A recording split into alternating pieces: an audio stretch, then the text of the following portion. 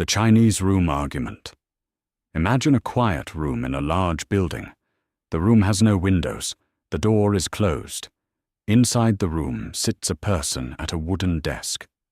On the desk, there are stacks of paper, pencils, and a very large instruction book. The instruction book is thick and heavy.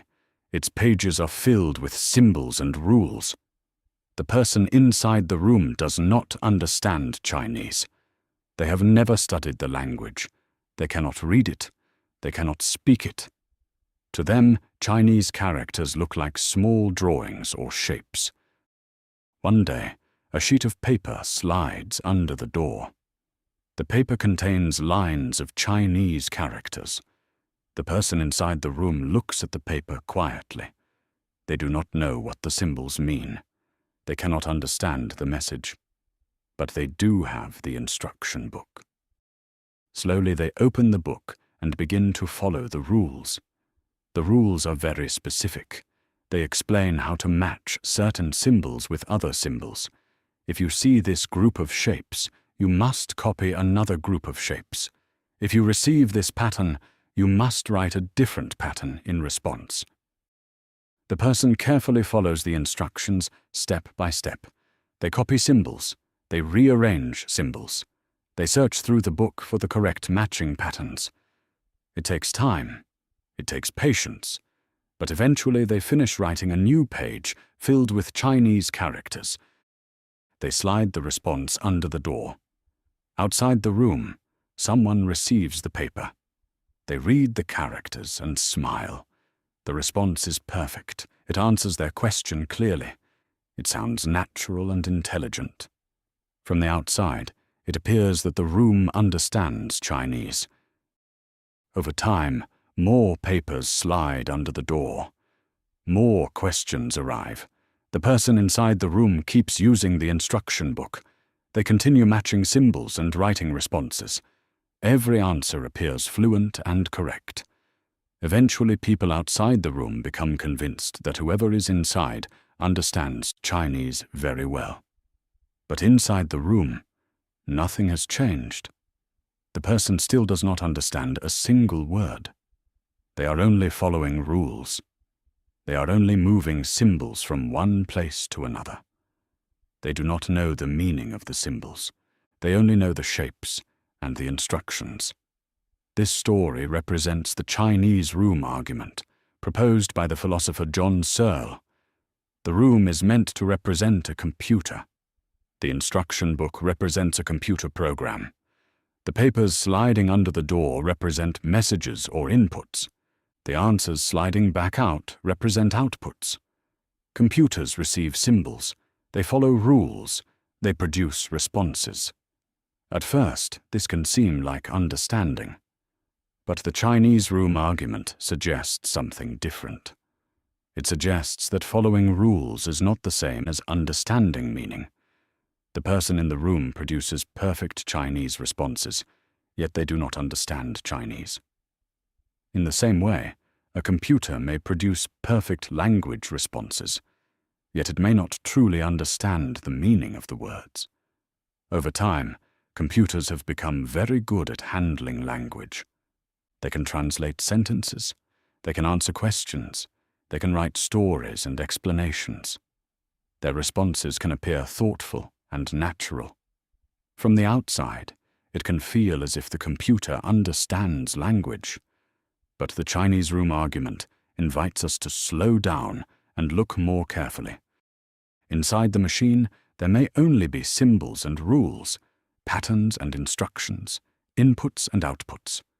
No meaning, no understanding. This idea shows the difference between syntax and semantics. Syntax refers to the rules for arranging symbols. It is about structure and patterns. Semantics refers to meaning. It is about understanding what the symbols represent. The person in the room follows syntax. They follow rules for handling symbols. But they never reach semantics. They never reach meaning.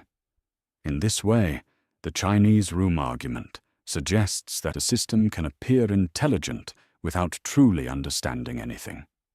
This story illustrates a quiet but important question about artificial intelligence. If a machine can perfectly imitate understanding, does that mean it truly understands? Or does it only appear to understand from the outside? The Chinese room does not give a final answer. Instead, it invites careful reflection.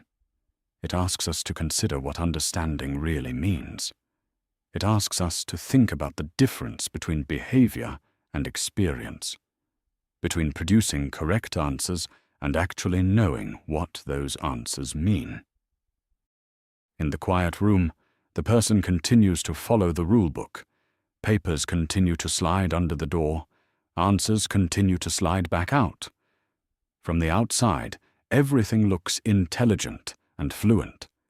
Inside, there are only symbols, rules, and a person who still does not understand Chinese. The veil of ignorance. Imagine a large, quiet room. The room is simple and empty, with soft light and no windows. In the center of the room, there is a long, wooden table. Around the table sit many people. They are calm and patient. They have gathered for an important task. Each person has been told that they must design a new society. They must decide the rules that everyone in this society will live by.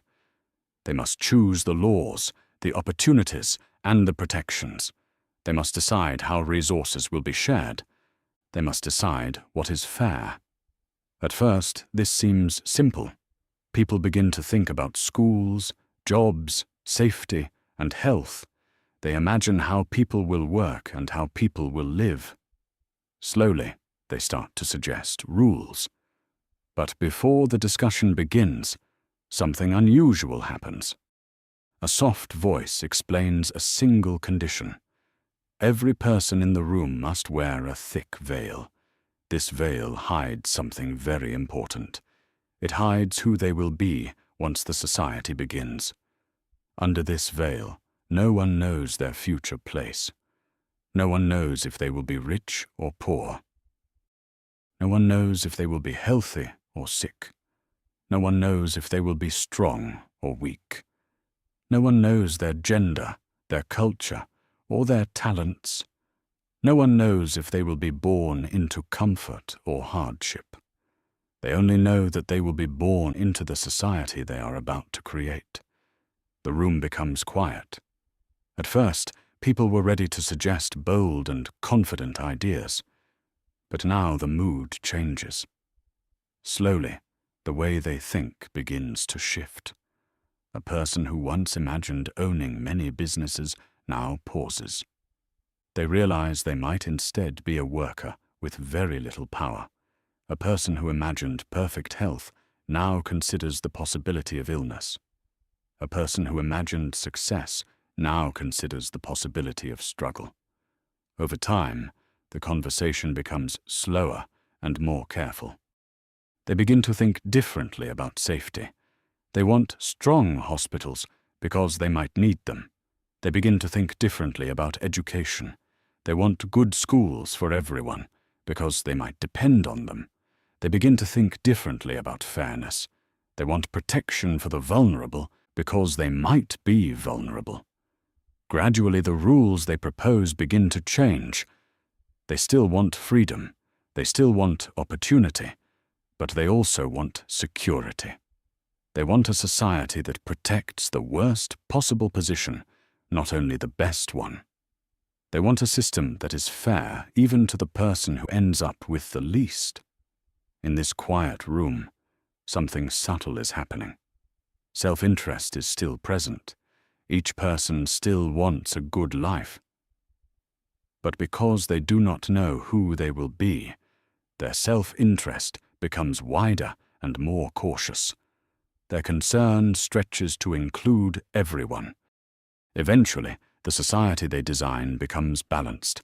It is not perfect, and it is not luxurious. But it is careful. It is protective. It is fair. Only after the rules are finished does the voice return. The veil is lifted. Each person will now take their place in the world they created. This story represents the idea known as the veil of ignorance. The idea is simple and quiet. It suggests that fairness becomes clearer when we remove knowledge of our own advantage. When we do not know where we will land, we begin to care about every landing place. This idea shows how personal perspective shapes judgment. In everyday life, people often see fairness from their own position. A comfortable person may see risk differently from someone in danger. A healthy person may think differently about illness. A successful person may imagine opportunity differently from someone struggling. But behind the veil, these differences fade. Everyone becomes equal in uncertainty. Everyone becomes cautious in the same way. This story illustrates a gentle truth. Fairness often grows from humility. It grows from the recognition that life can place anyone in many different positions. Over time, this awareness can soften rigid thinking. It can slow quick judgments. It can encourage patience and care.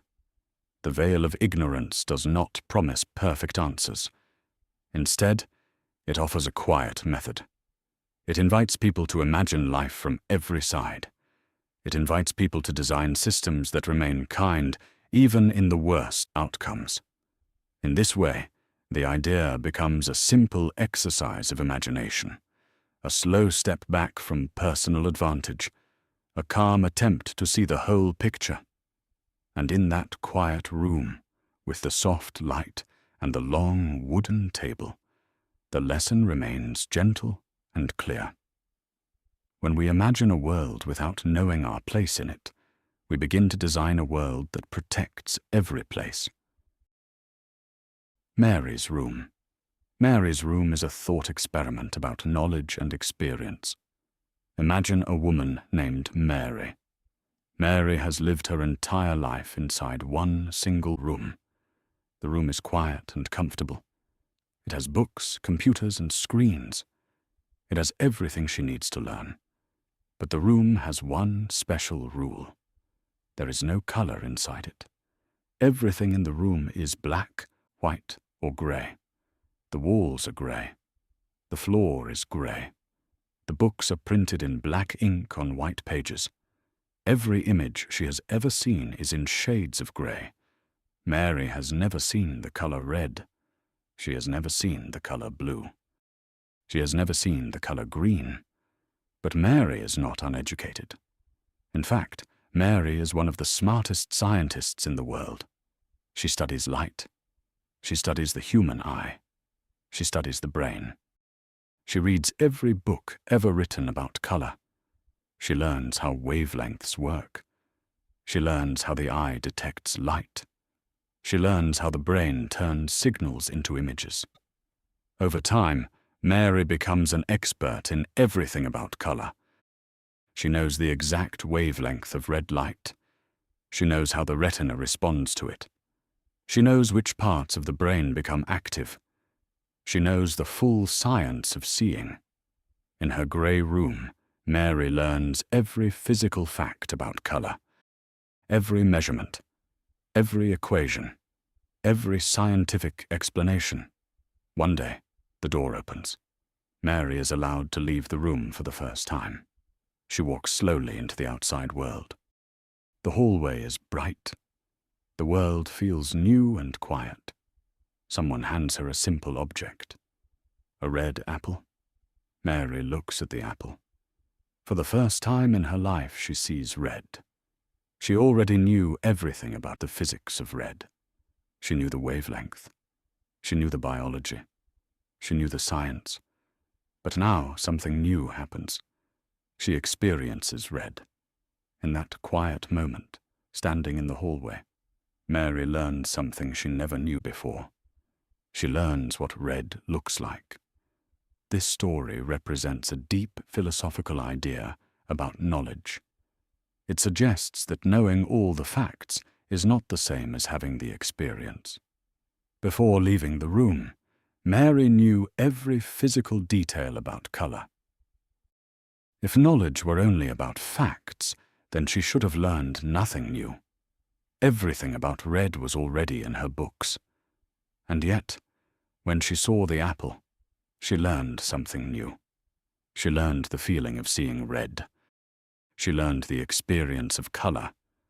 This thought experiment was created to explore the difference between information and experience. Information is something that can be written down. It can be measured. It can be explained. It can be stored in books and computers. Experience is different. Experience happens in the mind.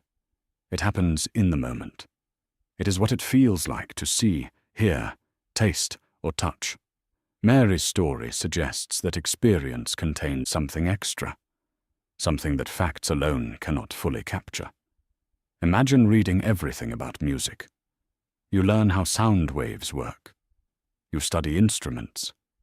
You understand rhythm and harmony. But you have never heard a song. One day, you listen to music for the first time. The sound fills the room. The rhythm moves through you. In that moment, you understand something new. Not a new equation. Not a new fact. But a new experience. This is similar to what Mary discovers. Her books described color perfectly.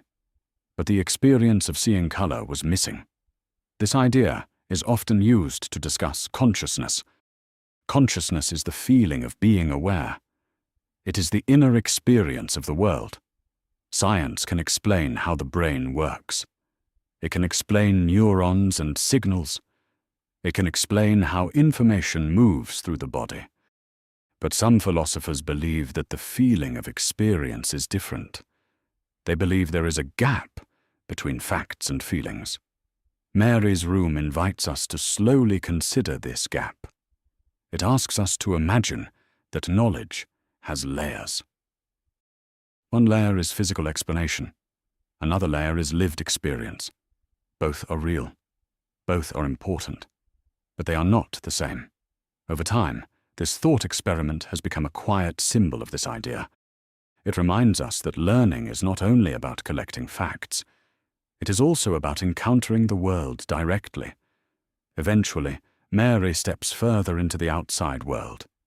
She sees blue skies, green trees, golden sunlight.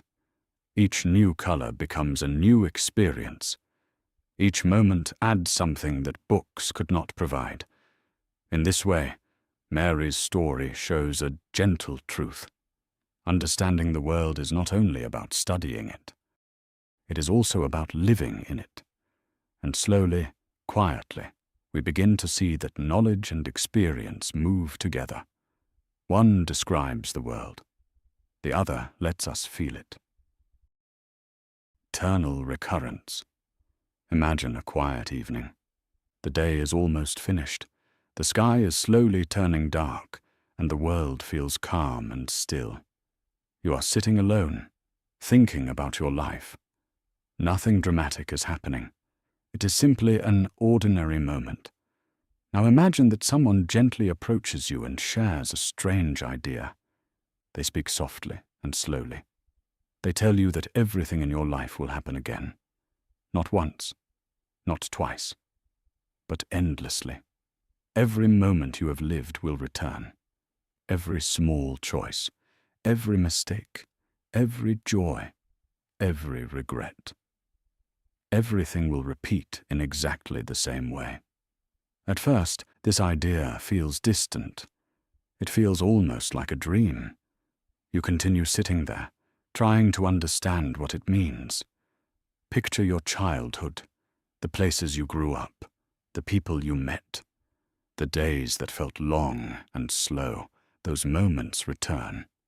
Picture your teenage years, the friendships, the awkward conversations, the quiet hopes you carried inside.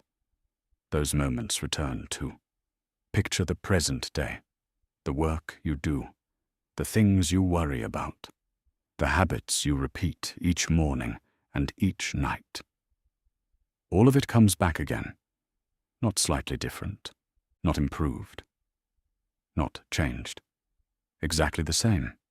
The same mornings, the same nights, the same conversations, the same paths walked again and again.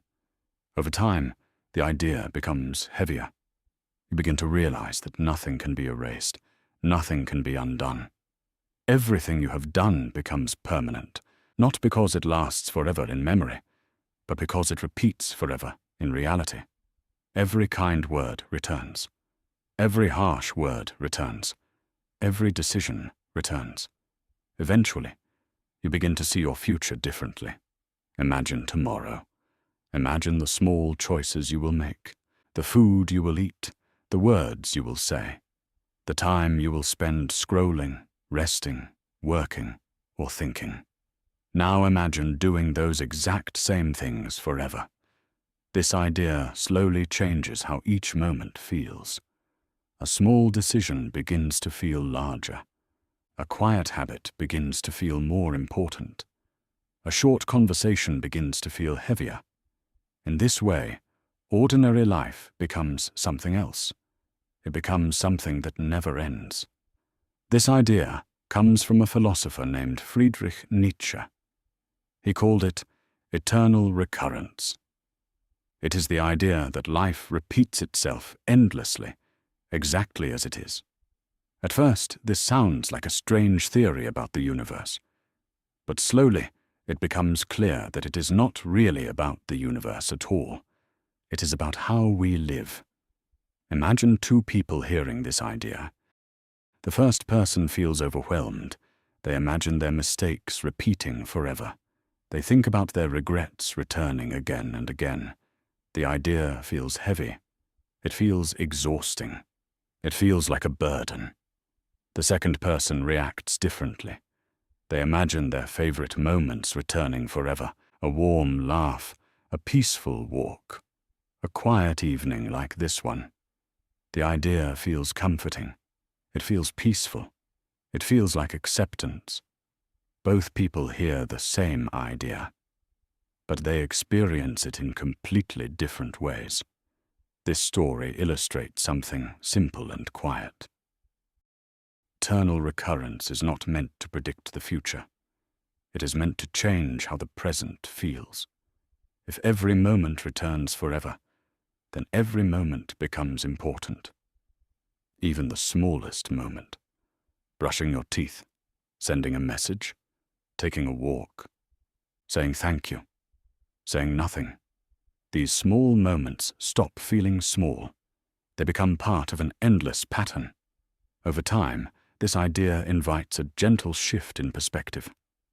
Instead of asking how to escape life, the idea asks how to embrace it. Instead of wishing for a different past, the idea invites acceptance of the past as it already is. Instead of waiting for a perfect future, the idea turns attention toward the present moment. One day, a person who thinks about eternal recurrence might wake up and feel something different. They might notice the sunlight in the room, the sound of the morning, the quiet rhythm of the day beginning. Nothing dramatic has changed. Life is still ordinary, but the way it feels has slowly shifted. In this way, eternal recurrence becomes less about repetition and more about affirmation. It becomes an invitation to live in a way that could be repeated forever. This does not mean every day must be perfect. It does not mean every moment must be joyful. Life still includes boredom, difficulty, and sadness. But it suggests a quiet goal, to live in a way that you would accept again, to live in a way that you would not wish to erase. This means choosing small kindness when possible, choosing honesty when possible, choosing patience when possible. Not perfectly, not always. Just gradually, slowly, over time. The idea is simple and calm. If this life returns forever, how gently would you live it? Eternal recurrence represents a deep acceptance of existence. It suggests that meaning is not something waiting in the future. Meaning is something built in the present. Every quiet moment becomes part of an endless story. Every ordinary day becomes part of a repeating pattern. And slowly, the idea settles into something peaceful. Life does not need to be escaped.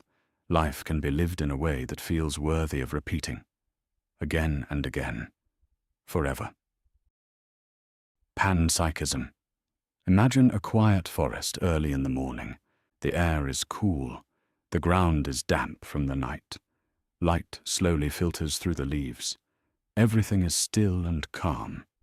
Picture a small rock resting on the forest floor. It has been there for many years. Rain has fallen on it. Sunlight has warmed it. Leaves have gathered around it and then disappeared with the seasons. The rock does not move. It does not speak. It does not react in any obvious way. Nearby, a tree grows slowly upward. Its roots stretch deep into the soil. Water travels through its trunk. Leaves open towards the sun. Over time, the tree grows taller and wider. It changes with the seasons. In spring, it blooms. In autumn, it lets go. Now imagine an animal walking through the forest. It looks around. It hears the wind. It feels hunger and thirst. It searches for food. It avoids danger. It rests when it is tired. And finally, imagine a person standing in the same forest. The person sees the rock, the tree, and the animal. They notice the light between the leaves. They feel the cool air on their skin. They think about their life. They remember the past. They imagine the future. At first, these things seem very different. The rock appears completely lifeless. The tree seems alive but quiet. The animal clearly feels and reacts. The person thinks and reflects. We are used to placing these things into clear categories: living and non-living, aware and unaware, conscious and unconscious. Panpsychism begins by gently questioning this division. Now imagine the same forest again, but with a small change in perspective. Instead of thinking that awareness suddenly appears in animals and humans, imagine that awareness exists everywhere in a very tiny and simple form.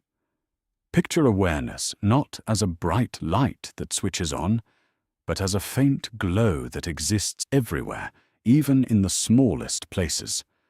The rock still rests on the forest floor. It does not think in words. It does not have memories. It does not plan or decide. But in this idea, the rock contains the smallest, simplest spark of experience, a faint and basic presence. The tree also contains this presence, but in a more complex way. It responds to sunlight and water. It grows toward light and away from harm. Its internal processes are richer and more connected. The animal has an even stronger form of experience. It feels pain. It senses danger. It moves with intention. Its inner world is brighter and more active. And the person experiences the richest form of awareness. Thoughts, memories, imagination, and reflection all appear together. In this picture, awareness does not suddenly appear out of nothing. It gradually grows more complex over time. This idea slowly changes the way we imagine the world. At first, many people assume that matter is completely lifeless. At some point in history, life appears. Later, consciousness appears. It feels like a sudden jump, like flipping a switch. But panpsychism suggests something quieter and more gradual. It suggests that the switch was never flipped. Instead, the dimmest light was always there. Imagine a dim glow slowly becoming brighter as systems become more complex. Tiny particles combine into atoms. Atoms combine into molecules. Molecules form cells. Cells form organisms. Over time, the glow becomes brighter and more organized. Eventually, the glow becomes what we call consciousness. In this way, the difference between a rock and a person becomes a difference of degree, not a difference of kind. One is simple and faint. The other is complex and bright. This story illustrates a deep philosophical problem called the hard problem of consciousness. This problem asks how physical matter, which seems silent and mechanical, can create inner experience. How does feeling arise from matter? Panpsychism offers a gentle answer. It suggests that experience does not suddenly appear from lifeless matter. Instead, experience has always been part of the basic fabric of reality. This idea may feel unusual at first. It asks us to imagine the universe in a quieter and more unified way. It suggests that the world is not divided into two separate realms, one realm of matter, one realm of mind. Instead, mind and matter are deeply connected. Over time, this idea leads to a calmer picture of nature. Humans are not completely separate from the rest of the world. We are part of a long, gradual process, a process where simple forms of experience slowly become more complex.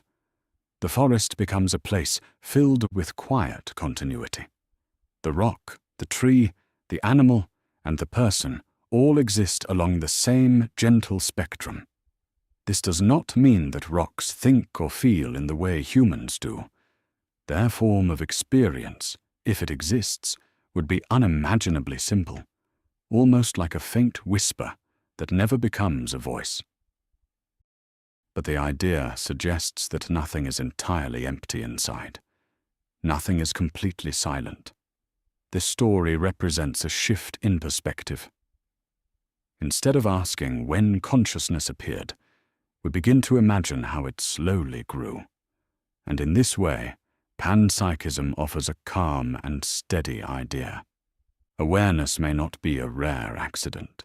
It may be a quiet feature of the universe itself, a faint presence that has been there from the very beginning, slowly unfolding over time.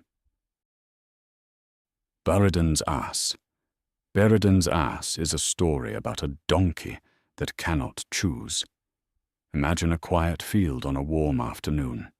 The sky is pale and still. The air does not move. Nothing urgent is happening. Everything feels calm and slow.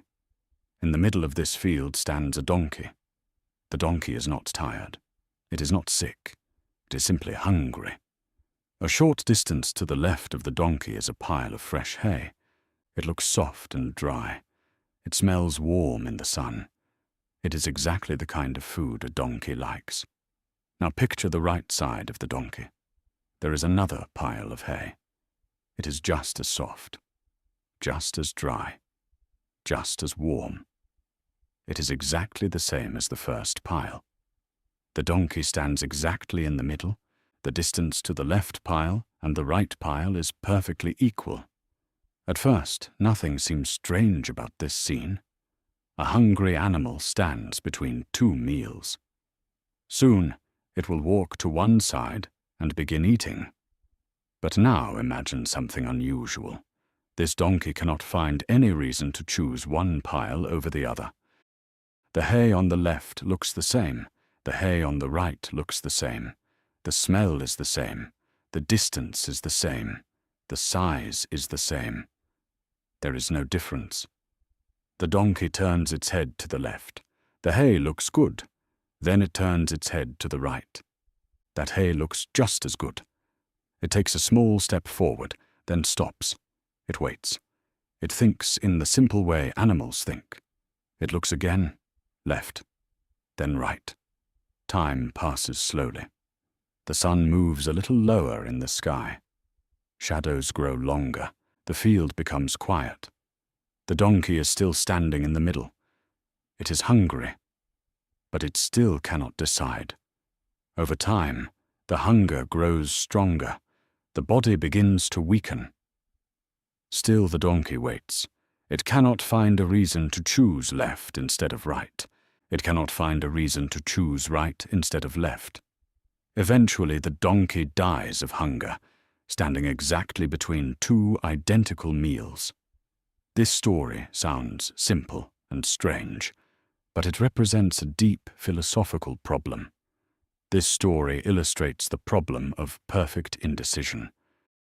Buridan's Ass is named after a medieval philosopher named Jean Buridan. He did not actually invent the donkey story in this exact form, but the story became a simple way to explain one of his ideas. The idea is about choice. More specifically, it is about what happens when there is no clear reason to choose.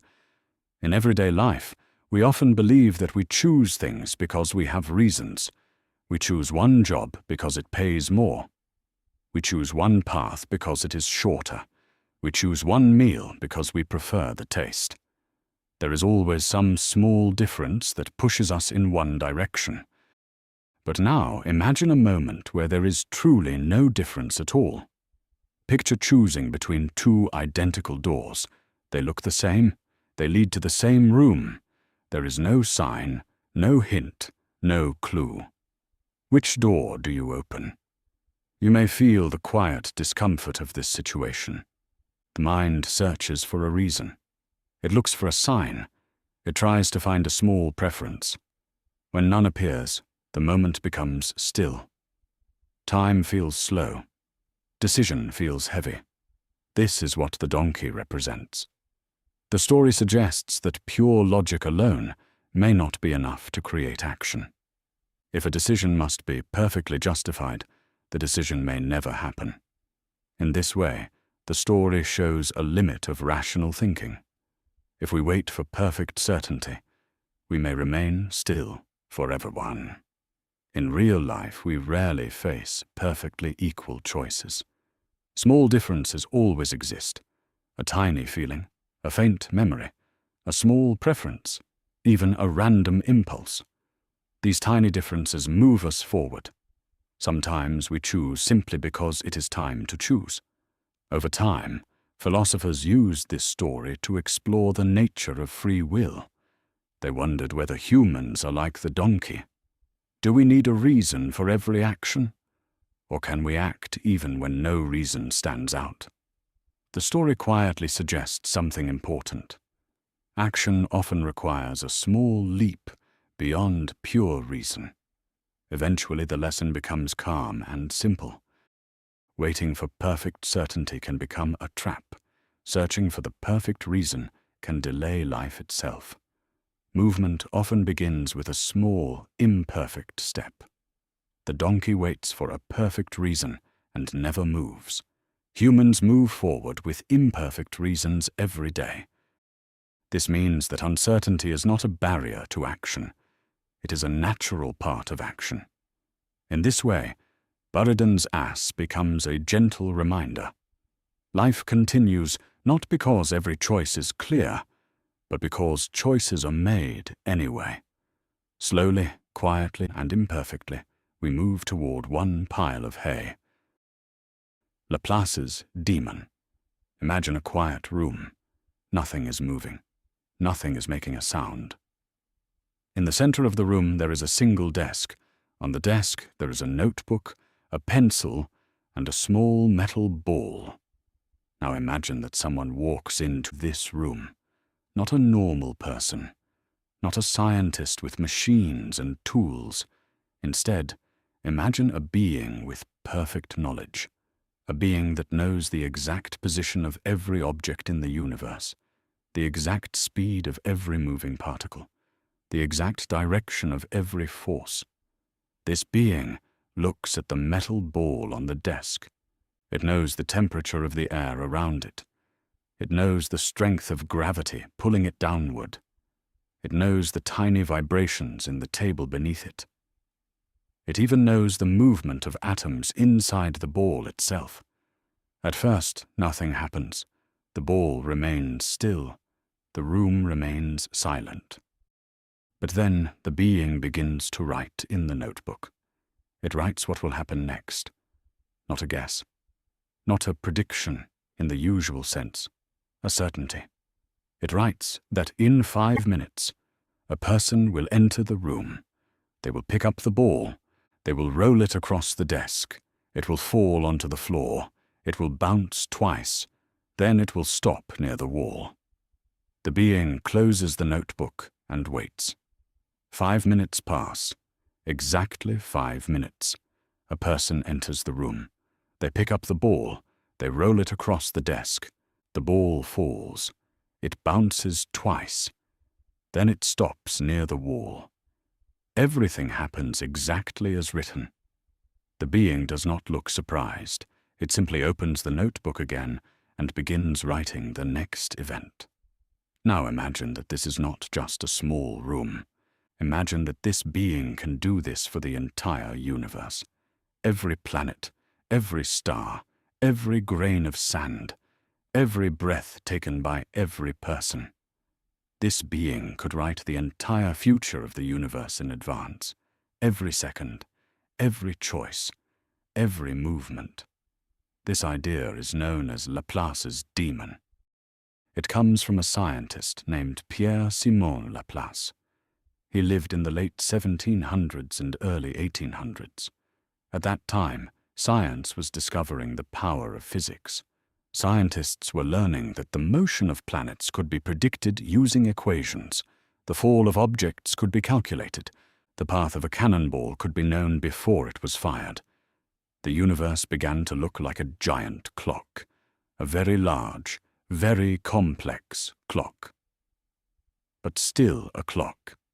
If you know the position of every gear and the speed of every gear, then you can know how the clock will move in the future. Laplace imagined taking this idea to its extreme. He imagined a mind so powerful that it could know the position and speed of every particle in existence at one single moment. If such a mind existed, he believed, it could calculate the entire future of the universe. It could also calculate the entire past. To this being, nothing would be uncertain. Nothing would be random. The future would be as clear as the present. At first, this idea feels calm and logical. It feels neat and orderly. The universe becomes predictable. Everything follows rules. Everything has a cause. But slowly, another thought begins to appear. If the future can be perfectly predicted, then it cannot be changed. Imagine waking up tomorrow. You believe you are choosing what to eat. You believe you are choosing what to study. You believe you are choosing what to say to the people around you. But in the world of Laplace's demon, these choices were already known long before you were born. The movement of atoms in your brain, the electrical signals in your nerves, the environment around you, all of it follows physical laws. All of it follows cause and effect.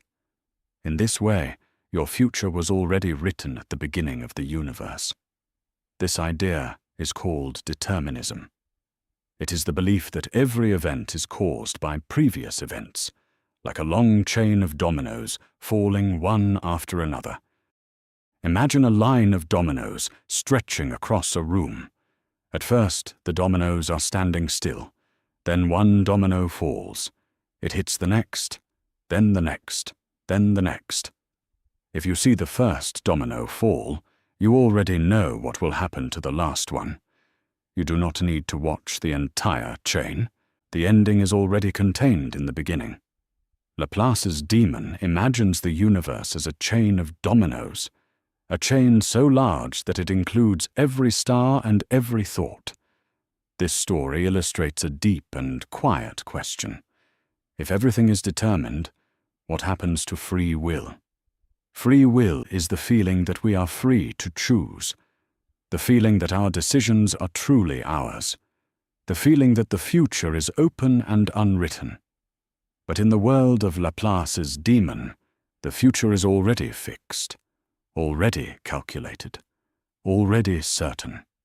Over time, scientists began to discover something unexpected.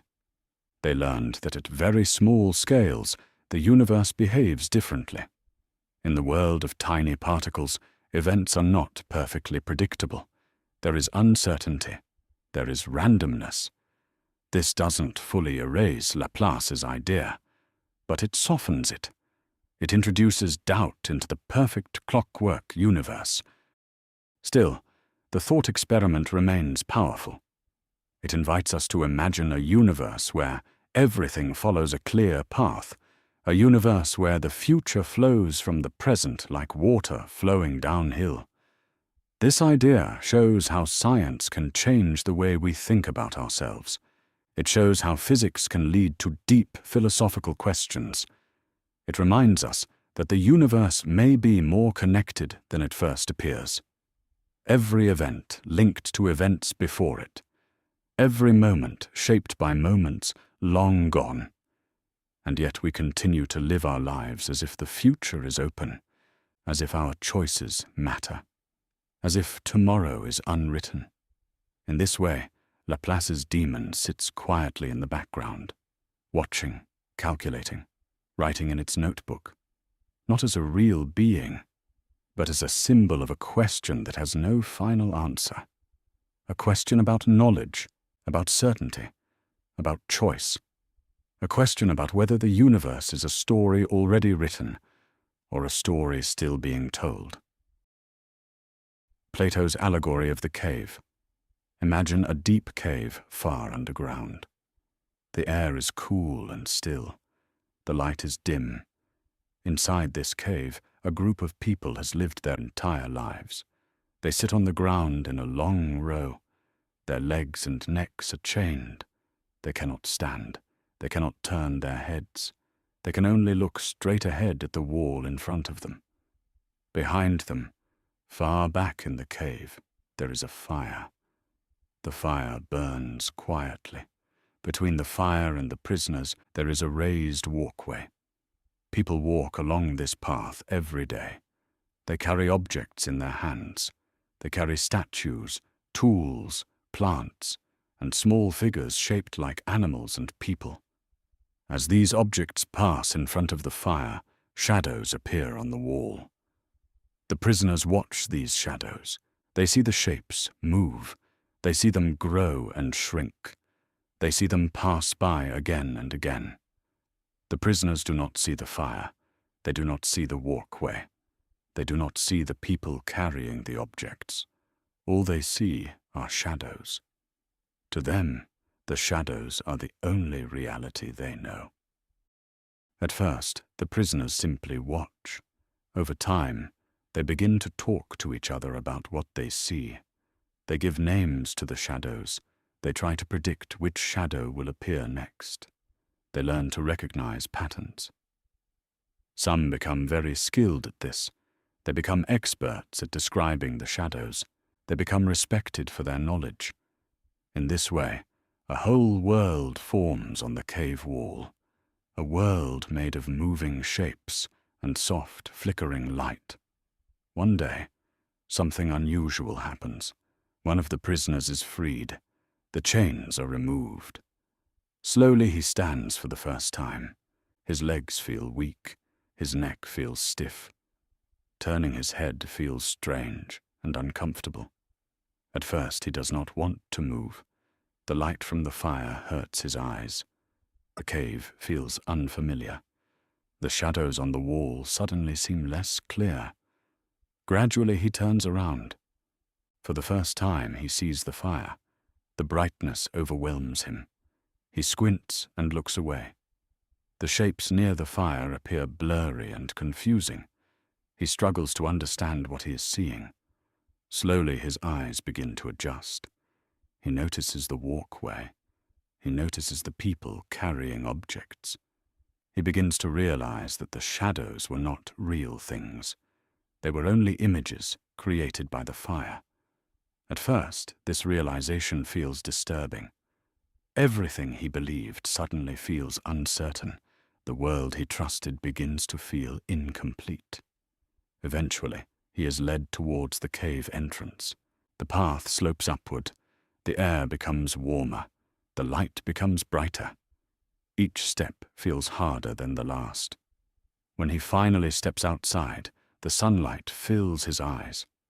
The brightness is painful. He cannot see clearly.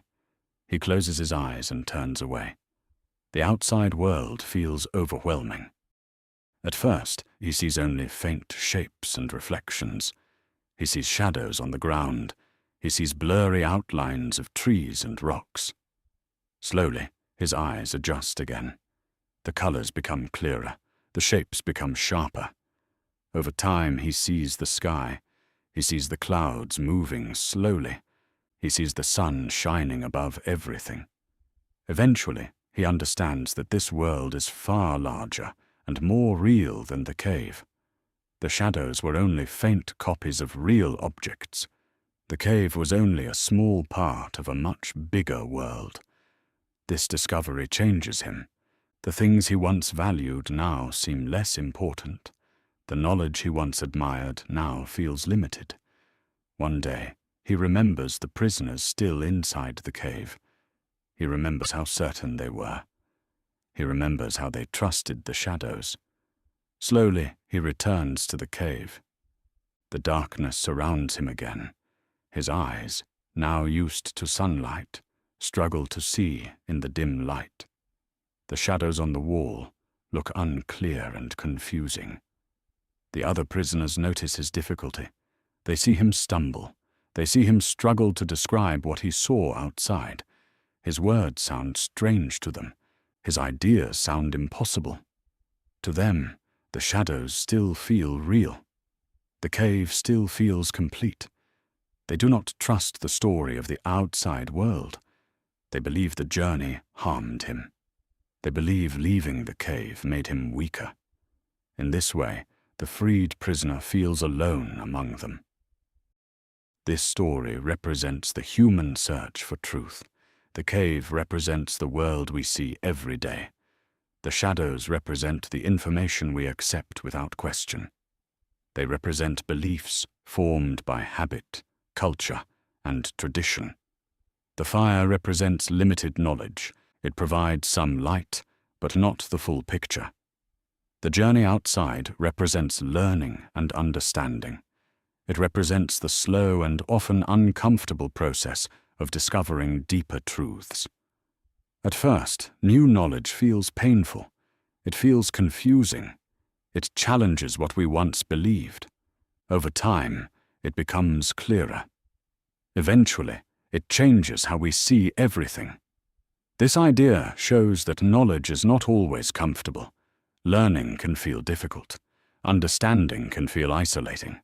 Not everyone is ready to accept new ideas.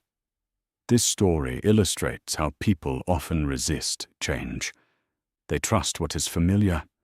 They trust what feels safe. Plato used this allegory to describe education and awareness. He believed that real understanding requires effort. It requires patience. It requires a willingness to leave the familiar behind. In this way, the allegory of the cave reminds us that the reality may be larger than it first appears. It suggests that learning is a gradual journey, a slow movement from darkness into light, and this journey never truly ends. The Repugnant Conclusion. Imagine a world that feels almost perfect. Picture a wide, green valley. Clean rivers move slowly through the grass. The air is fresh. The sky is calm and clear. Small towns sit quietly across the land. In this world, people live good lives. They wake up rested. They eat well. They feel safe. They spend time with friends and family. They work, but not too much. They laugh often. They feel satisfied when the day ends. There are not many people in this world. The towns are peaceful and uncrowded. Nature is close by. Silence is easy to find. Each person feels that their life is deeply worth living. Now, slowly, imagine another world. This second world is much larger. The land stretches far in every direction. There are cities everywhere. The streets are full. The buildings rise high into the sky. In this world, there are many more people. Far more than in the first world. Billions more. At first, this seems like a good thing. More people means more stories, more friendships, more music, more discoveries, more laughter. But now, picture daily life in this world more carefully. Each person still has food. Each person still has shelter. Each person still experiences small moments of happiness. They smile sometimes. They feel small pleasures. a warm meal, a short conversation, a quiet evening. But their lives are not rich or deeply joyful. Their happiness is gentle and thin. Their days are simple and repetitive. They work long hours. They rest briefly. Their lives feel just barely good enough to continue. Each life is still worth living, but only just. Now, imagine standing far above both worlds. You can see them clearly. The first world has fewer people living very good lives. The second world has many more people living lives that are only slightly good. Take a slow moment and picture both worlds side by side. In the first world, happiness is deep but rare. In the second world, happiness is shallow but everywhere. Now imagine something else. Imagine that someone asks you to choose which world is better. At first, the answer may feel obvious. The peaceful valley seems better. The lives feel fuller. The people seem more satisfied. But now, slowly, consider a different way of measuring the worlds. Imagine adding up all the happiness in each world, every smile, every warm meal, every peaceful evening, every moment of quiet contentment. In the first world, there are fewer people, but each person has a large amount of happiness. In the second world, each person has only a small amount of happiness. But there are so many more people. When all the small pieces of happiness are added together, the second world begins to look very large. Gradually, the numbers grow. Slowly, the total happiness in the crowded world becomes bigger than the total happiness in the peaceful valley. And this is the strange and uncomfortable part. If the total happiness is larger in the crowded world, does that mean it is the better world? This idea is called the Repugnant Conclusion. It was described by the philosopher Derek Parfit. He noticed that when we try to think carefully about happiness and population, we can arrive at a surprising result. If we believe that more total happiness always makes the world better, then a world with many people living barely good lives could be judged better than a world with fewer people living wonderful lives. At first, this feels deeply wrong. Slowly, a quiet discomfort appears. The peaceful valley feels better. The crowded world feels less appealing. Yet the numbers suggest the opposite. This tension is the heart of the repugnant conclusion. It shows how difficult it is to measure what makes a world truly good. Over time, this idea became one of the most famous puzzles in philosophy. It forces us to think carefully about what we value. Do we value deep happiness more than total happiness? Do we value quality of life more than quantity of life? Or should we think about happiness in a completely different way? This story illustrates a simple but powerful lesson. When we try to measure human well-being with numbers alone, we may reach conclusions that feel uncomfortable or even unsettling. Numbers are clear and precise, but human life is complex and emotional. It includes meaning, relationships, beauty, and quiet moments that are hard to measure. The repugnant conclusion reminds us that not everything important can be easily counted. It gently shows the limits of simple calculations. It invites us to slow down and think more deeply. And in this way, the quiet valley and the crowded world continue to exist side by side, reminding us that the question of what makes life good is still open, still thoughtful, and still unfolding. Newcomb's Paradox. Imagine a quiet room. On a table in front of you sit two boxes. One box is clear and made of glass. Inside the glass box, you can easily see $1,000. The second box is larger and made of solid metal. It is completely closed. You cannot see what is inside. You are told a simple rule. You may take only the closed box, or you may take both boxes. The choice will be yours alone. No one will stop you. No one will judge you. At first, the decision feels easy. Taking both boxes seems natural. The glass box is already open. The money inside is visible. It feels certain and real.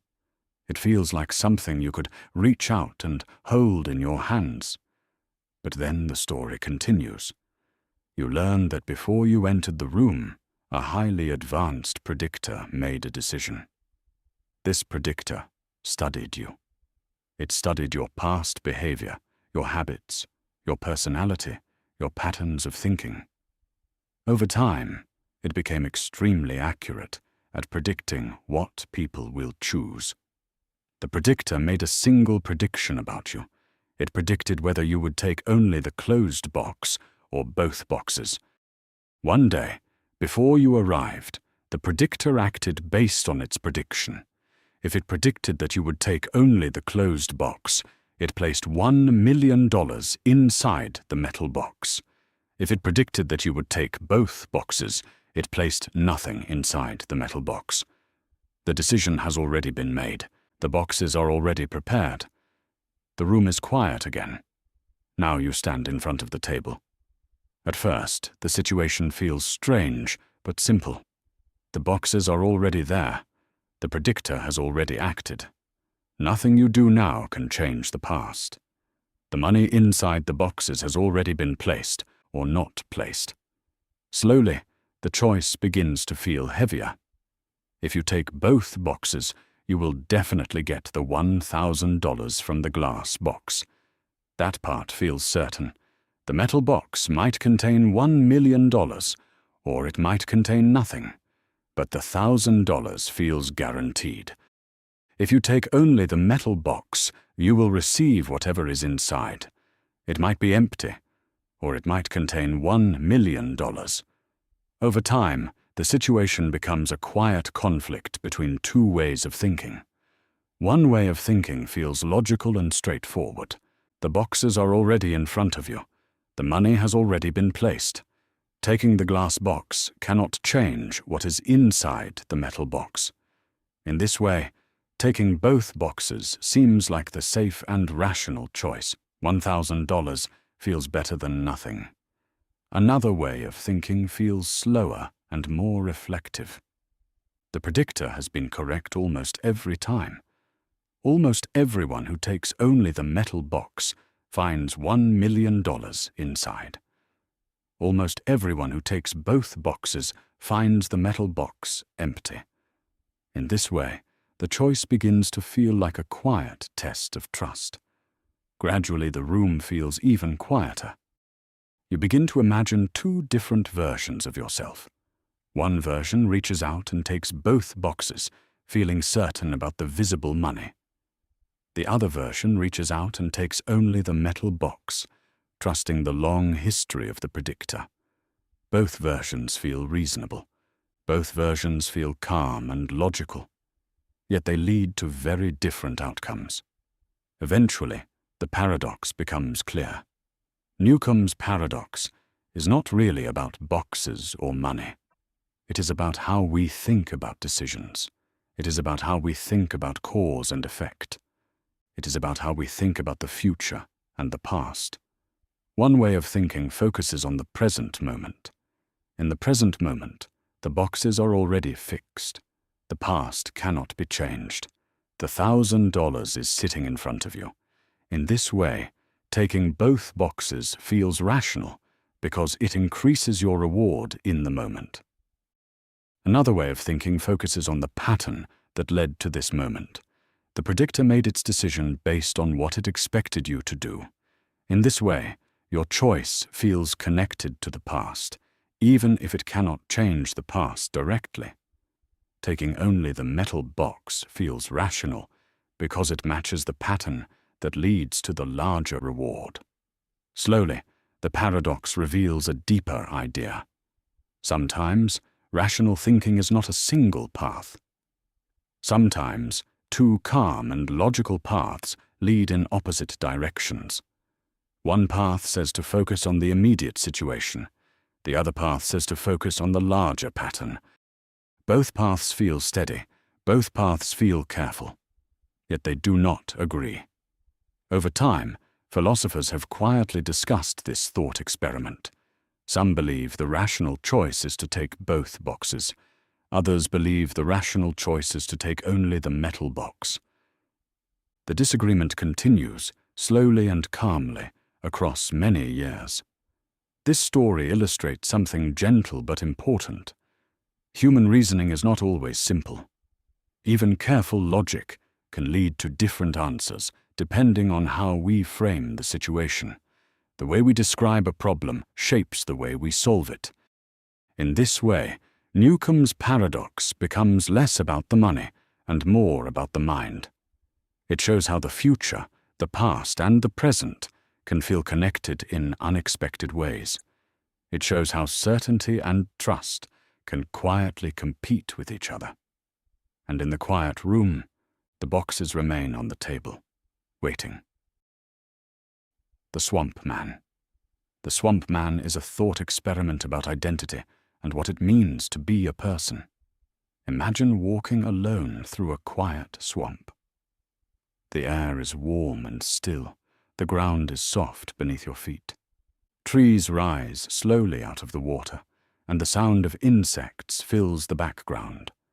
You are moving carefully, step by step, along a narrow path. At first, nothing unusual happens. The walk feels calm and ordinary. You follow the path, noticing the slow movement of the water and the gentle rustling of leaves. Then suddenly, lightning strikes. It happens in a single instant, a bright flash, a sharp sound, and in that exact moment, your body is completely destroyed. Every cell, every atom, every small piece of you disappears.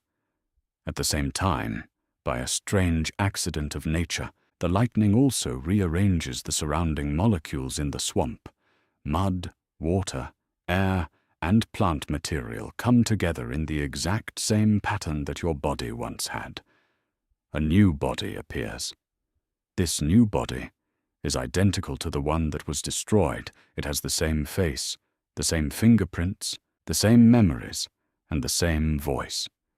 It even continues walking forward along the path, just as you were doing a moment ago. This being walks out of the swamp and goes home. It greets your family. It remembers your childhood. It recognizes your favorite music. It continues your life without hesitation. From the outside, nothing seems different. Over time, this being goes to work. It speaks to friends. It laughs at familiar jokes. It remembers past experiences and talks about them naturally. Every behavior appears normal and expected. Eventually, no one suspects anything unusual. The world continues as it always has. This new being is called the Swampman. The story moves slowly from a simple scene to a deeper idea. The swamp is quiet. The lightning is sudden. The replacement is perfect. And the question begins to grow quietly in the background. Is the Swampman truly the same person who walked into the swamp? At first, it may seem obvious that nothing has changed. The Swampman looks the same and acts the same. Every memory appears intact. Every habit continues smoothly. In daily life, there would be no difference at all. But the thought experiment asks us to look more carefully. The Swampman did not grow up as a child. It did not learn language over time. It did not slowly build memories through real experiences. Instead, all of these memories appeared instantly as part of its sudden creation. The memories feel real to the Swampman. They feel detailed and personal. But they were never actually lived. In this way, the story becomes quieter and more reflective. Imagine the Swampman remembering a birthday party from childhood. It can describe the cake, the room, and the people who were there. It feels the memory as if it truly happened. But in reality, no such event exists in the Swampman's past. The memory is simply part of the pattern that appeared after the lightning strike. Over time, this idea becomes more unsettling in a gentle and slow way. The Swampman speaks about past friendships. It recalls moments of sadness and joy. It believes it has lived an entire life. Yet none of these events ever occurred for the Swampman itself. This story illustrates a deeper philosophical idea about identity and meaning. Many people believe that a person is defined by memories, personality, and behavior. If someone remembers your past and acts like you, it feels natural to say they are you. But the Swampman suggests something more subtle. The Swampman has the same structure, but not the same history. And history may matter more than it first appears. Consider how humans usually learn language. A child hears words slowly over time. Sounds become meanings. Meanings become sentences. Eventually, language feels natural and automatic. The Swampman never experienced this process. It simply appeared already able to speak. It uses words correctly. It communicates perfectly. But it never learned what the words mean through experience. This idea feels quiet and strange. The Swampman behaves as if it understands language. Yet it never built the connection between words and the world through real events. In this way, the thought experiment becomes a gentle reflection on how meaning forms. Meaning may come not only from structure, but from history, not only from patterns, but from the slow path that created those patterns. Over time, this leads to a calm but deep conclusion. The Swampman is physically identical. It behaves the same. It continues the same life, but it lacks the chain of real experiences that led to that life. This means the Swampman may not truly understand its own thoughts and words in the same way the original person did. The story does not force a final answer. Instead, it invites quiet reflection. It suggests that identity might be more than a perfect copy. It might include the slow process of becoming. This idea moves gently toward a deeper lesson. A person is not only a pattern of atoms. A person is also a history of events, experiences, and learning that unfolds gradually over time. The lightning created a perfect structure, but it did not recreate the path that led to that structure. And in this quiet difference, the Swampman continues walking through the world, carrying memories that were never lived, and speaking words that were never learned. The swamp returns to silence. The path continues forward, and the thought experiment leaves behind a calm and lingering question about what it truly means to be the same person. Molyneux's problem. Imagine a person who has been blind since birth. They have never seen shapes or colors. They have never seen light or shadows. Their entire world has been built through touch. Picture this person holding a wooden cube. They run their fingers along the edges. They feel the flat faces. They notice how every corner meets at a sharp point. Over time, they learn the cube very well. Now imagine, they also hold a smooth wooden sphere. They roll it in their hands. They notice there are no edges, no corners, only a continuous curved surface. Slowly, through many years, this person becomes very skilled at telling these two objects apart. Without hesitation, they can tell the cube from the sphere using only their hands. The difference is clear to them. The knowledge feels certain and familiar. Now imagine something new happens. One day, this person receives a medical treatment. Their sight is restored. For the first time in their life, they open their eyes. At first, the world is confusing. Light feels overwhelming. Shapes are unclear. Everything looks flat and unfamiliar.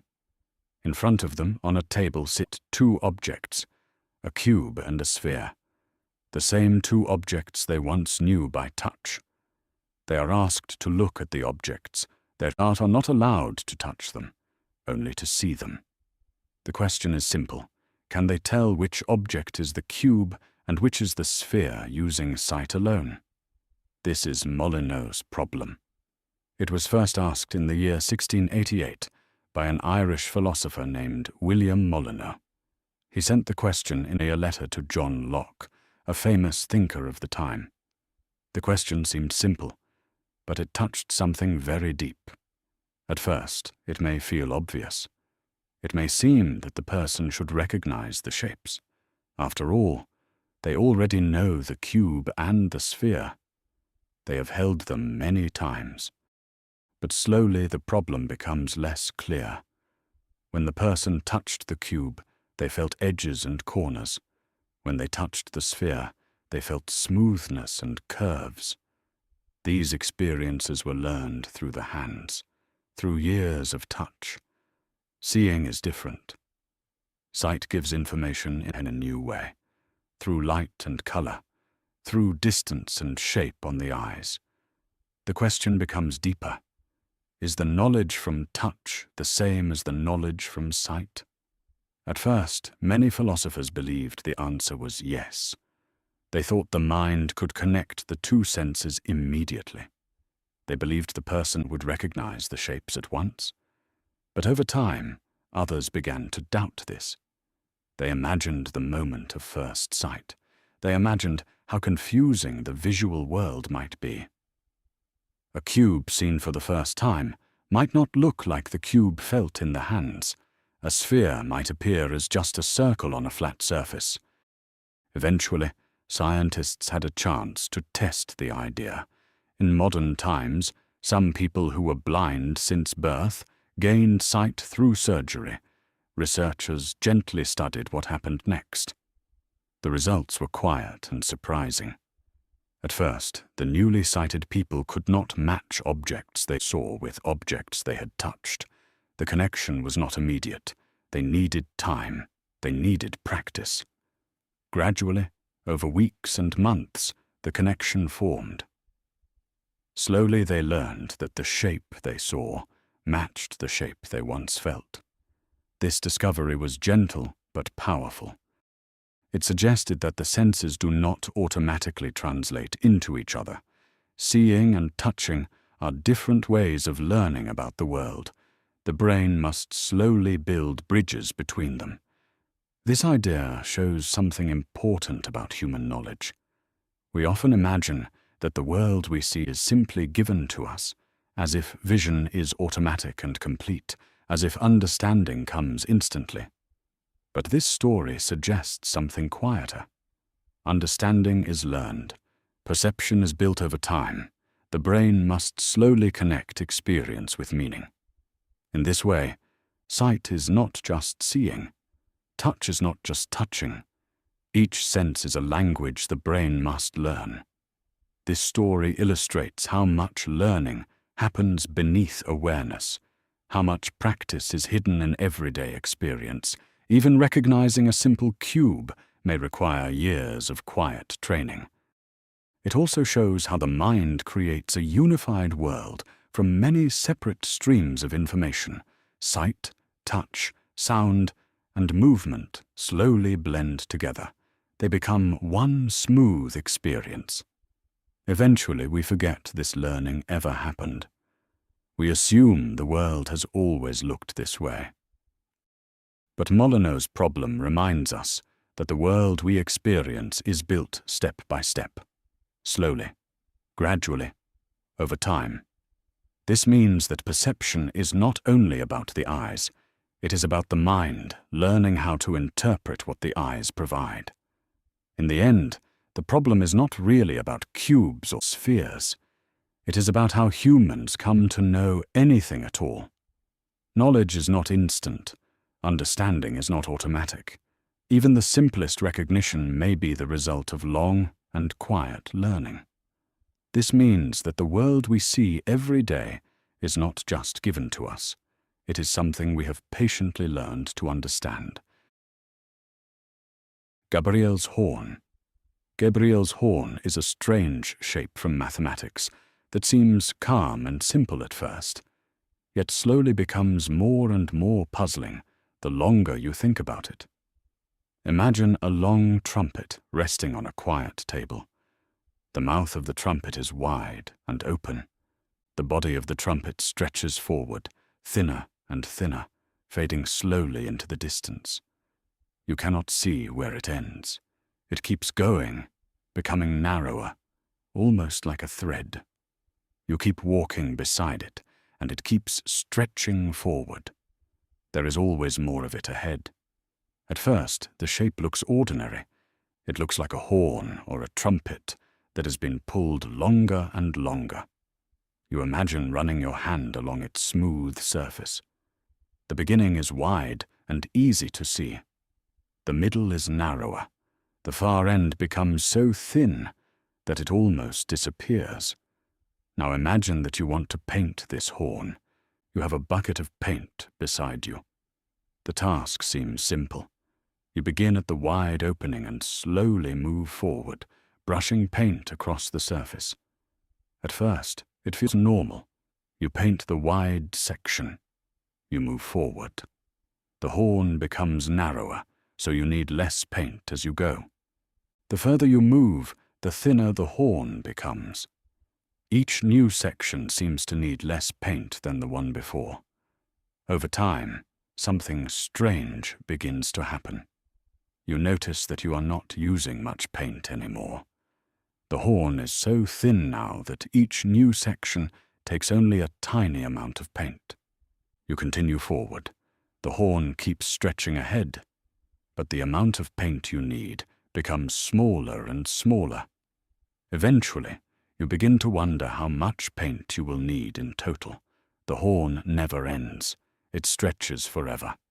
You might expect that you would need an endless amount of paint. After all, the horn has no end. But slowly, you notice something surprising. Even though the horn is infinite in length, the amount of paint needed keeps shrinking faster and faster. The thinner the horn becomes, the less paint it requires. The decrease happens so quickly that the total amount of paint you need never grows beyond a certain limit. In this way, you discover something very strange. The horn goes on forever. Yet the amount of paint needed to cover its entire surface is finite. One bucket of paint would be enough.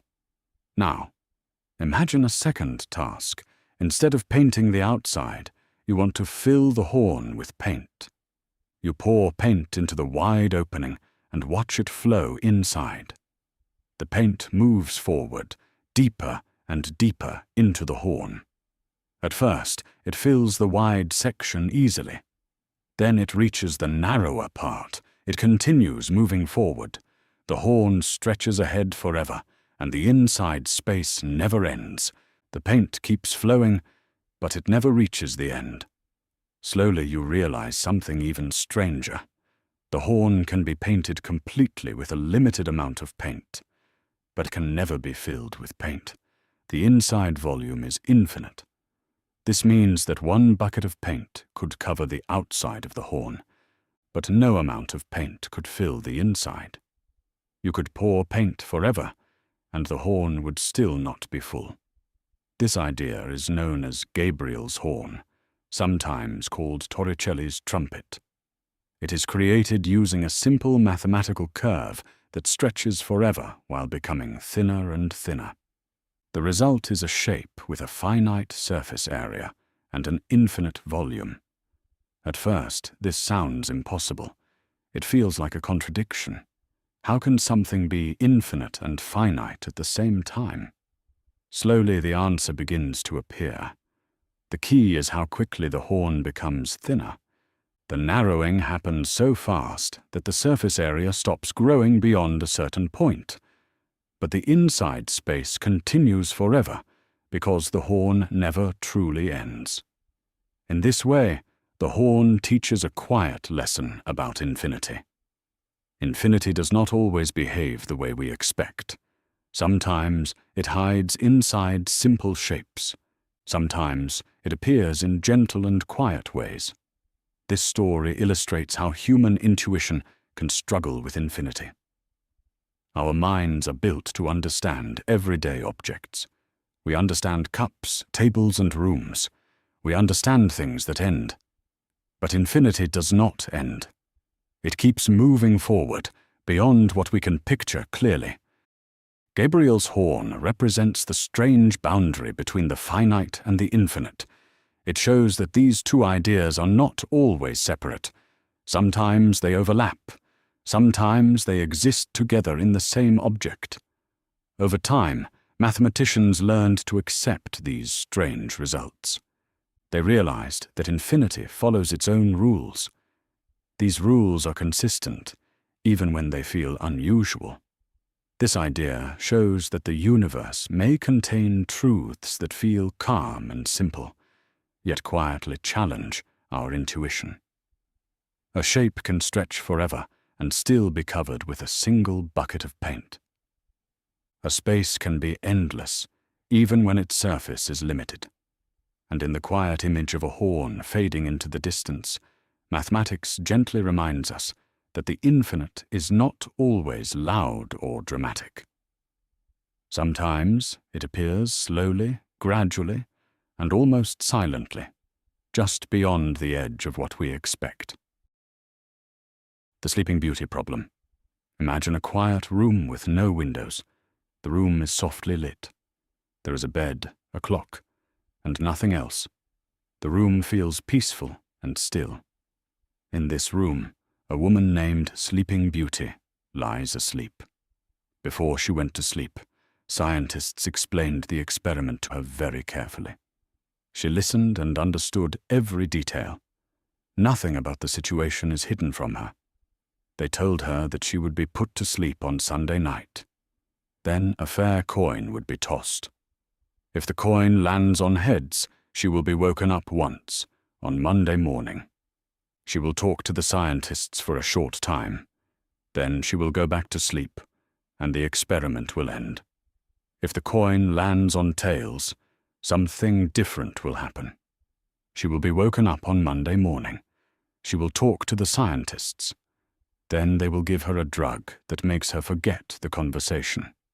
After that, she will go back to sleep. Then, on Tuesday morning, she will be woken up again. She will talk to the scientists again. After that, the experiment will end. In both cases, heads or tails, she will not remember being woken up before. Every awakening will feel exactly the same to her. When she wakes up, she will not know which day it is. She will not know how many times she has been awakened. She agrees to the experiment. She understands everything. Then she falls asleep. Now imagine the moment she wakes up. She opens her eyes slowly. The room looks exactly the same. The clock shows morning. The scientists greet her calmly and ask her a simple question. They ask her what she now believes about the coin. They ask her, what is the probability that the coin landed on heads? At first, this question feels simple. Before the experiment began, she knew the coin was fair. A fair coin has a 50% chance of landing on heads, so it seems natural to say the answer should still be 50%. But now something feels different. Now she has new information. She knows she has been awakened. This may seem like a small detail, but slowly the situation becomes more complicated. Imagine the two possible worlds. In the first world, the coin landed on heads. In that world, she wakes up once. Only one awakening exists. In the second world, the coin landed on tails. In that world, she wakes up twice. One awakening happens on Monday. Another awakening happens on Tuesday. Each awakening feels identical to her. From her perspective, they are indistinguishable. Now picture all the possible awakenings that could exist. There is one awakening in the heads world. There are two awakenings in the tails world. From Sleeping Beauty's point of view, she does not know which awakening she is currently experiencing. She only knows that she is awake right now. Slowly, the numbers begin to matter. If the coin landed on heads, there is exactly one possible awakening she could be experiencing. If the coin landed on tails, there are two possible awakenings she could be experiencing. This means that across all possible awakenings, two of them belong to tails, and one belongs to heads. Imagine placing all awakenings into a list. One awakening is labeled heads. Two awakenings are labeled tails. Now imagine that she opens her eyes randomly within this list. She does not know where she is in the list. She only knows that she is awake. In this way, the situation begins to feel different. Out of three possible awakenings, only one belongs to heads. Two belong to tails. Gradually, the answer begins to shift. Some philosophers say that when she wakes up, she should believe there is a 1/3 chance that the coin landed on heads. Because only one out of three possible awakenings happens in the heads world. Others disagree. They say nothing about the coin has changed. The coin was fair. No new information about the coin itself has appeared, so the probability should remain 1/2. Over time, this simple experiment created a quiet disagreement. Two positions slowly formed. Some people are called Hawfers. They believe the answer is 1/2. Others are called Thirders. They believe the answer is 1/3. Both groups agree on the facts. Both groups accept the same story. The disagreement comes from how to think about new information.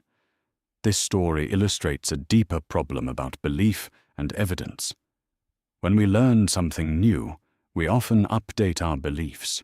We adjust our understanding of the world, but sometimes the new information is about our position in the world, not about the world itself.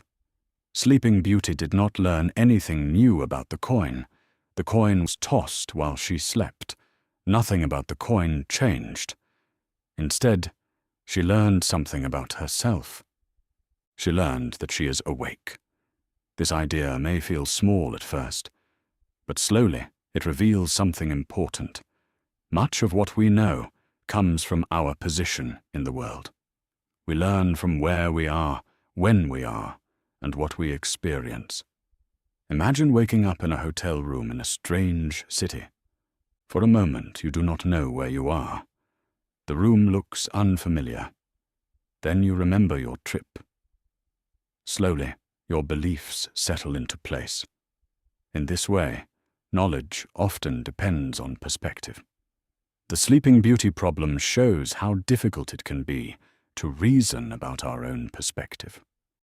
It shows that probability is not always about coins or dice or numbers. Sometimes it is about awareness, about memory, about what it means to wake up and ask where you are in the story. Eventually, the puzzle becomes less about the answer and more about the lesson. The lesson is gentle and quiet. Our beliefs are shaped not only by the world, but by our place inside it. Sometimes, the hardest question is not what is true. It is where we are in the story. The Sorites Paradox. Imagine a quiet beach at sunrise. The air is cool, and the tide has just gone out. The sand stretches wide and smooth in every direction. Near the water, there is a small pile of sand. It is not large. It is just a gentle mound, gathered by the waves and left behind during the night. At first, the pile is clearly a heap. You can see it easily. If you were walking along the beach, you would notice it without thinking. You would step around it without effort. It feels natural to call it a heap of sand. Now imagine someone kneeling beside the pile. Slowly, very slowly, they pick up a single grain of sand. Just one. They hold it for a moment, and then they let the grain fall away into the wind. The pile still looks the same. It still feels like a heap. Nothing important seems to have changed. Again, they remove one grain of sand. Only one. Then another. then another. Each time the change is almost invisible. Each time the pile still looks like a heap. Over time, this continues. Grain after grain disappears. The process is patient and slow. The pile becomes slightly smaller, but never suddenly. There is no dramatic moment, no sharp boundary, only gradual change. Eventually the pile becomes much smaller than it was before. Now it is only a small mound. Still, it feels natural to call it a heap. The person keeps removing grains, one by one. The mound becomes a little bump, then a small cluster, then just a thin patch of sand. At some point, only a few grains remain, just a tiny scattering on the beach. If you saw this, you might hesitate. It does not feel like a heap anymore. But something feels strange, because every step along the way seemed harmless. Every single grain felt too small to matter. Removing one grain never seemed enough to change anything important. And yet slowly, the heap has disappeared. This simple story represents the Sorites Paradox. The word Sorites comes from a Greek word that means heap. The paradox is about how we use words and how we draw boundaries between things. At first, the idea seems simple. A heap of sand is a heap of sand. But when we try to define exactly when a heap stops being a heap, the certainty begins to fade. If one grain of sand cannot turn a heap into a non-heap, then removing one grain should not matter. And if removing one grain does not matter, then removing another grain should not matter either. The logic feels safe. It feels reasonable. It feels calm and steady. But if we follow this logic step by step, we reach a strange conclusion. We begin with a heap, and we end with no heap at all. Somewhere along the path, the word heap stops applying. Yet we cannot point to the exact moment when this happens. There is no clear line, no clear boundary, only gradual change. This story illustrates a deeper problem about language. Many of the words we use every day are like the word heap. Words like tall, short, rich, poor, young, old. These words feel clear when we use them, but when we try to define them precisely, they become blurry. Imagine a person who is very tall. Almost everyone would agree they are tall. Now imagine someone slightly shorter. They still seem tall. Then someone slightly shorter again. Each step feels small. Each step feels harmless. Eventually, we reach a person who does not seem tall at all. But just like the grains of sand, it is difficult to say exactly when tall became not tall. In this way, the Sorites Paradox shows how human language works. Our words are not always sharp and exact. Instead, they are soft and flexible. They change slowly, just like the heap of sand. This does not mean language is broken. It means language is human. We use words to navigate the world, not to measure it with perfect precision. Our words are tools, shaped by everyday life and practical use. Over time, philosophers have thought deeply about this paradox. Some believe the problem shows that language is naturally vague. Others believe there must be hidden boundaries that we simply cannot see. Some think the paradox reveals limits in logic itself, but in a quiet and simple way, the paradox also offers a gentle lesson. It reminds us that many changes in life are gradual. They do not happen all at once. They happen slowly, step by step, almost invisibly. A child grows into an adult. A new habit becomes part of daily life. A small decision becomes a turning point. These changes rarely have a clear moment of transformation. Instead, they unfold over time. One day, we look back and notice that something is different. But the path to that moment was made of tiny steps. In this way, the story of the disappearing heap becomes a story about change itself. Small actions feel insignificant when viewed alone, yet over time they shape the world in quiet and powerful ways. The Sorites Paradox shows that boundaries are often soft, categories are often blurred, and change is often slow. A single grain of sand seems too small to matter. But many grains, removed one by one, can erase an entire heap. And slowly, gently, this simple idea invites us to notice the quiet power of small changes unfolding over time. The trolley problem. Imagine standing beside a quiet railway track. The air is still. The sky is grey and calm. There is no noise except the faint hum of metal in the distance. You are standing next to a heavy metal lever. It is old and worn from use. The paint is chipped. It looks simple and unimportant. Far down the track, you notice a trolley moving slowly toward you. At first, it seems harmless. It moves at a steady pace, following the rails exactly as it always has. But as you watch more closely, you notice something troubling. The trolley is not slowing down. It is not stopping.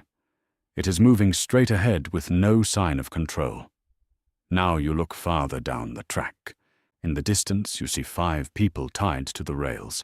They cannot move. They cannot escape. They are directly in the path of the trolley. The trolley will reach them soon. You feel the ground beneath your feet. You feel the weight of the lever beside you. You realize the lever is connected to the tracks. If you pull the lever, the trolley will switch to another track. At first, this feels like a simple solution. You could save the 5 people. But then you look at the second track. On that track, there is one person tied to the rails. Just one. They are alone and unable to move. If you do nothing, 5 people will die. If you pull the lever, one person will die instead. The trolley continues to move closer. Time feels slow and heavy. The decision feels quiet and enormous at the same time. This is the trolley problem. At first, it sounds like a simple story about a train and a lever, but slowly it becomes something much larger. This story represents a question about choice. It represents the weight of responsibility. It represents the uncomfortable feeling of deciding between 2 harmful outcomes. Over time, philosophers began using this simple story to explore how people think about right and wrong. Some people imagine pulling the lever immediately. They feel that saving 5 lives is better than losing 5 lives. In this way, they focus on the outcome. They focus on the numbers. 5 lives saved feels greater than 1 life lost. This way of thinking is often called utilitarian thinking. It is the idea that the best action is the one that creates the most overall good. In simple terms, it means trying to produce the greatest happiness for the greatest number of people. In the quiet moment beside the track, this way of thinking feels clear and practical. Pull the lever, save the 5. But over time, another feeling begins to appear. Some people feel deeply uncomfortable pulling the lever. They imagine the moment their hand moves. They imagine the trolley changing tracks because of their action. They imagine the single person on the second track. Without the lever, the trolley would not have reached that second track. Without the lever, that person would not have been harmed by your choice. In this way, the story begins to feel different. Now, the decision is not only about numbers. It becomes about responsibility. It becomes about whether it is acceptable to cause harm directly, even if it saves more people in the end. This way of thinking focuses on rules and duties. It suggests that some actions feel wrong, even if they lead to better results. The act of causing harm feels heavy and difficult, even when the outcome seems better overall. So the simple lever becomes a symbol of a deeper conflict. Over time, many versions of this story were imagined. In one version, The lever disappears. Instead, imagine standing on a bridge above the track. Beside you is a large stranger.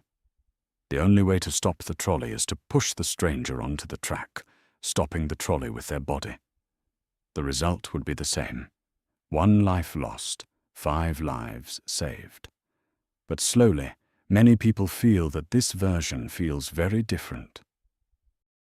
Pulling a lever feels distant. Pushing a person feels direct and personal. The numbers remain the same, but the feeling changes.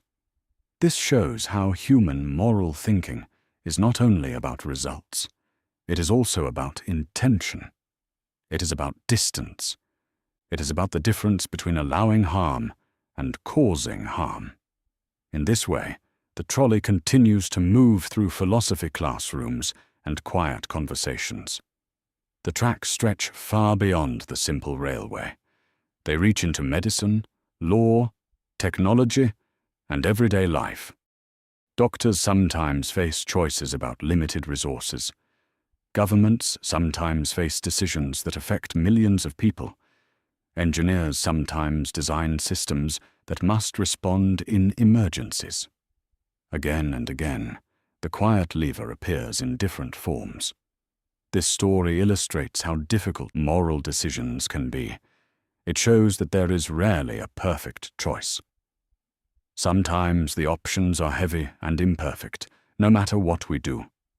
The trolley problem does not give a final answer. It does not tell you what to do. Instead, it gently invites you to notice your own reaction. Do you move the lever quickly? Do you hesitate? Do you feel unsure?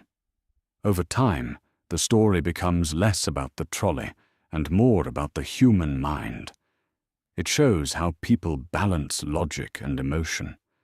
It shows how people carry responsibility. It shows how people search for a sense of right and wrong in situations where every path feels difficult. And slowly, the trolley fades into the distance. The track becomes quiet again. The lever remains still, and the question continues to rest gently in the mind. Pascal's wager. Pascal's wager. Imagine a quiet evening many centuries ago. A man sits at a wooden desk by candlelight. Outside, the world is dark and silent. The only sound is the faint scratching of a pen on paper. This man is Blaise Pascal, a mathematician and thinker. He spends his nights thinking about life, chance, and belief. Now imagine that Pascal turns away from his desk and begins to think about a simple situation. He imagines an ordinary person living an ordinary life. This person wakes up each morning, eats, works, speaks with friends, and slowly grows older. Days become months, months become years. Life continues in a quiet and familiar rhythm. At first, nothing feels unusual. The person is busy with daily concerns. There are tasks to finish, bills to pay, and plans to make. Life feels full of small, immediate problems. The future feels distant and unclear. But over time, the person begins to notice something gentle and persistent. Life is moving forward. Slowly, almost quietly, the years are passing. The person begins to think about the long future ahead, and eventually they begin to think about what comes after life ends. This thought appears slowly. It does not arrive suddenly. It comes quietly, like a distant sound in the night. The person begins to wonder about the possibility of God. Pascal imagines this moment very carefully. He imagines the person standing at a kind of crossroads. On one side, there is belief in God. On the other side, there is disbelief. The person cannot step outside this crossroads. Standing still is not possible. Doing nothing is also a choice.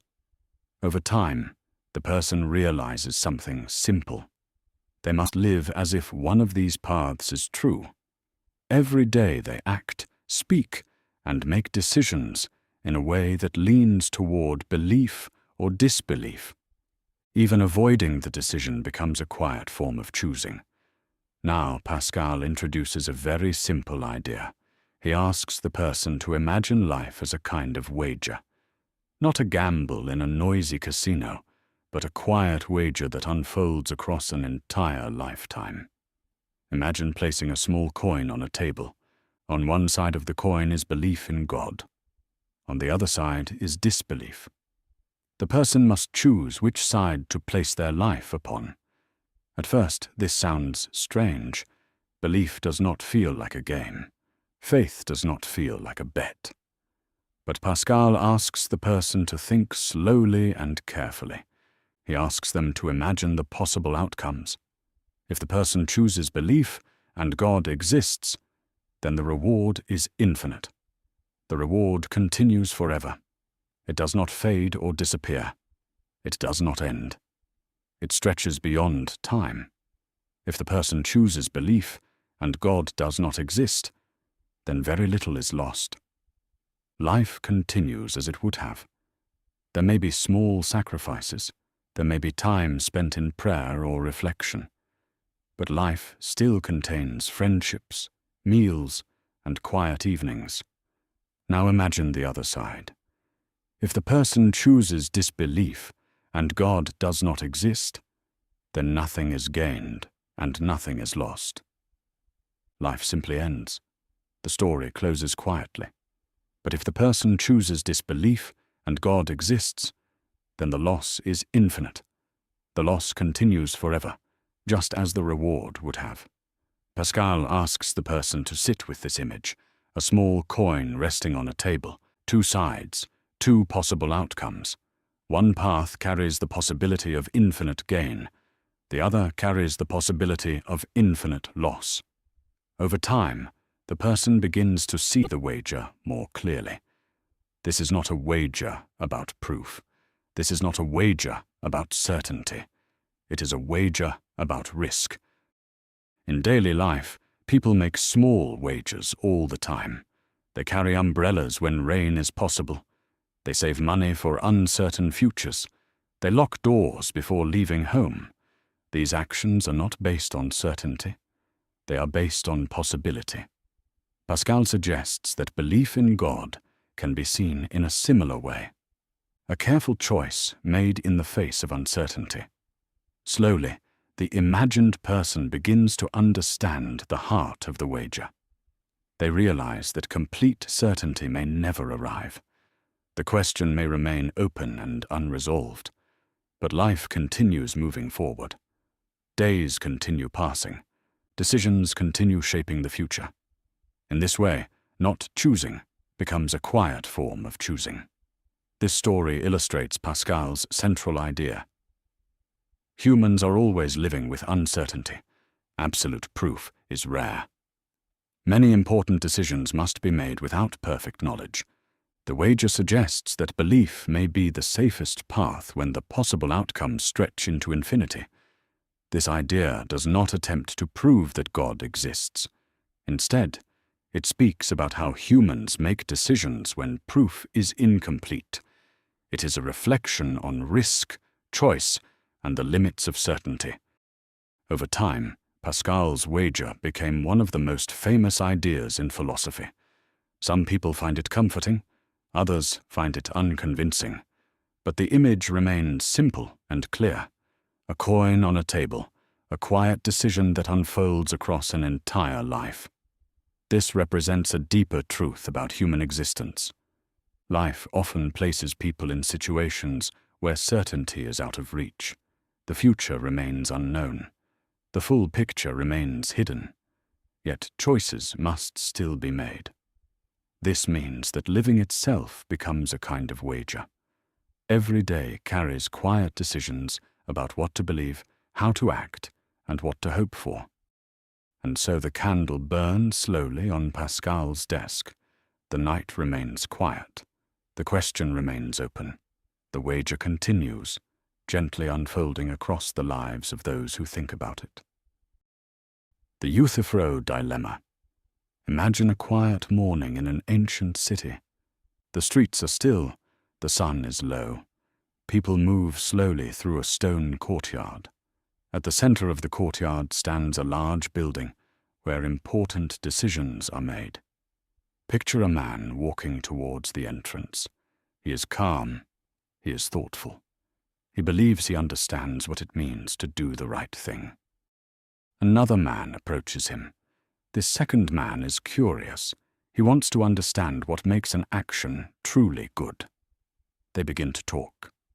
The first man says he knows what is right because the gods love what is right. He feels certain. He believes goodness is simple. If the gods approve of something, then it must be good. At first, this idea feels comforting.